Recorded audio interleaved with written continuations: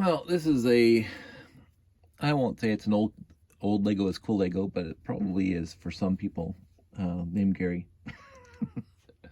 But he's probably got cooler parts than I do anyway, so it doesn't matter.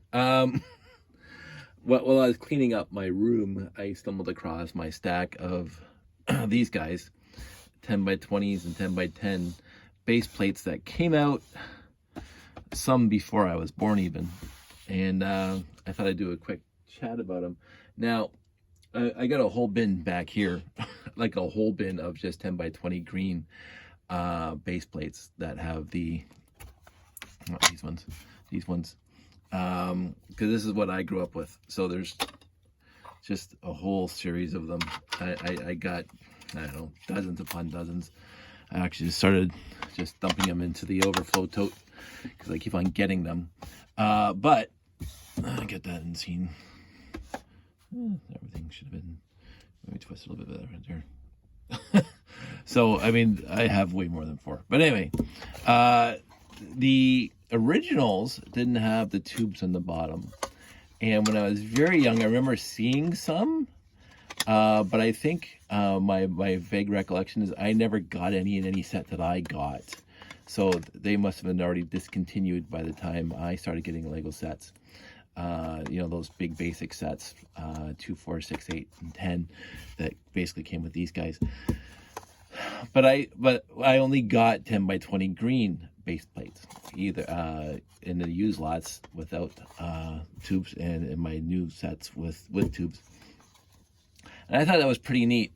When I started acquiring secondhand Lego, even back in the 80s, I started getting lots of 10 by 20s that have to be older than me. I haven't even looked up with the gray ones, and so every gray one is older, doesn't have the tubes in the bottom, and I got lots of them here. It's just astounding how many gray ones I have. Never even saw those before I started the secondhand market. Again, Gary could probably figure out what sets they came in, and they are a little bit warped. I don't know if they're CA or ABS, but they do get a little more warped than the newer ones. And if I found lots of them that were broken, and I actually just put those in the bin of doom, 700 ET.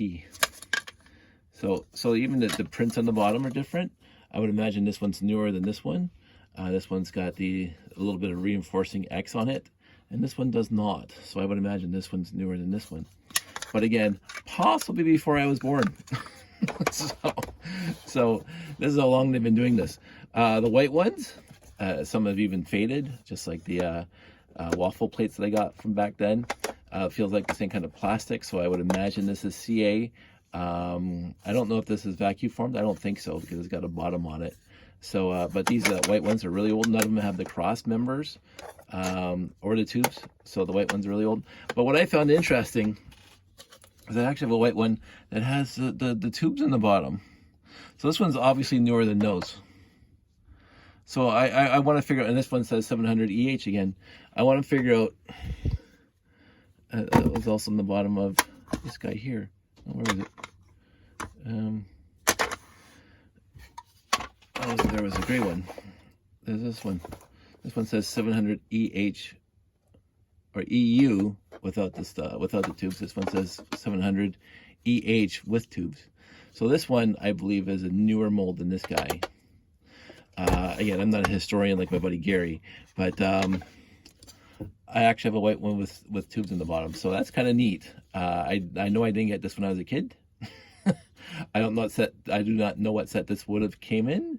If I had a guess, I would say Paradisia. Paradisa. And then the blue, I got just this whole stack of blue. And again, I did not know these existed until the secondhand market. Just quickly, none of them seem to have a cross on the bottom, so these are pretty old. The other thing is, again, with the blue, I stumbled across one that actually also has the tubes in the bottom. This is 700 EF. So again, now we have like 3 different 700 series. This one's pretty much really good condition. I haven't really used it anywhere. I don't use 10 by 20s because they just don't seem to match into anything. But having a tubes in the bottom of a 10 by 20 on a blue and a white one, kind of neat, because again, I don't have any except for these guys. Green I got tons of, obviously, because that's what happened as a kid. And then finally is a red. Red's unique. Again, they came out with a 10 by 10. So these are 10 by 10s. That needs to be cleaned. I don't know what that is. Again, I wash these things, but again, they sit in the corner. You see a little bit of dust in here. And 10 by 10s and 10 by 20s. All broken ones I've thrown out, but these ones have some damage that I'm not going to worry about too much. But I don't know, I've always liked these, but I just can't use them in any build that I make. So they sit on a shelf somewhere. They sit in my storage collection somewhere, taking up space. But I can just pack them into some obscure portion of my Lego room and just basically, as I found out, just forget about them because they just kind of sit there in the back of a shelf somewhere hidden behind other containers. But I don't want to get rid of them. That's the issue, right? Because, you know, all Lego's cool Lego. So I have always had a difficult time with the idea of getting rid of Lego for basically any reason, unless it's going to friends, in which case that's not an issue. But if it's for me selling Lego, I still have to get over that idea, because it would be nice to free up some space in this room. But would I want to get rid of these guys? I don't know. I don't know. They're historic. As you can see, the white, this is exactly the same color that the waffle plates get to. So I would imagine that this is exactly the same plastic as the waffle plates back in the day. So these probably came from Samsonite Canada. I mean, I do have some parts from across the sea, across the pond, as they say. But I think that these are all from Canada, because again, when I was acquiring them, I was acquiring them from families and friends and people in the local area. I do know when I was growing up that some of my friends were lucky enough to have relatives that would have to go back to Europe for work.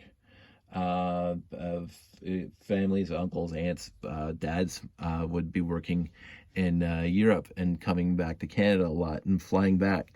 And they would actually pick up Lego, and this is the early to mid 70s. They pick up Lego sets over in Europe that we couldn't get here in Canada. So I actually do know some of my friends actually had some really, really cool European Lego sets, which was always fun to see the different Lego sets that were different in the world. But in the end, most of my collection has been, when I was doing the pre-internet, most of my collection came from Canadian purchased Lego sets. So, you know, and I'm fine with that. But again, I do have all this older stuff that I've acquired over the years that, you know, I couldn't tell you where they came from. Most of it, I think, came from, obviously, I think most of it came from Canada, but some of it might be European. I don't know. In the end, I thought some people might find this to be remotely interesting, that 10 by 20s came in a whole bunch of different colors, at least green, gray, white, blue, and red. And they had obviously various iterations of the other colors, where you had tubes in the bottom, and then you had no tubes in the bottom. And even those molds changed over the years. So classic now, never be made again. So the fact that I have this many, and again, my green number of green 10 by 20s dwarfs all of these put together. But if I ever got back into a train layout, I'd probably use them for some good landscaping and some good reinforcing, because they're good, especially with the tubes along the bottom. They're really good for building terrain quickly. So I think I did that bit back before when I was doing train shows with the guys. But let's just classify this as a quick video, a quick 10-minute video, and call it a day. So old Lego's cool Lego, 10 by 20 base plate edition. So I'll talk to everybody soon. Everybody take care.